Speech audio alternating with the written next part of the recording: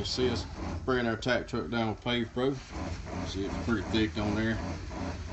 You can see it's already within just a couple of minutes melting off the residue of the tack chip seal.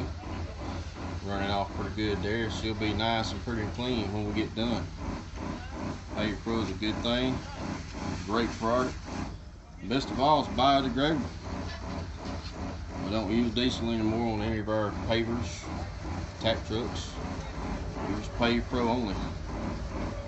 We'll come back later in video after effect here. See if it gets her clean. Usually does.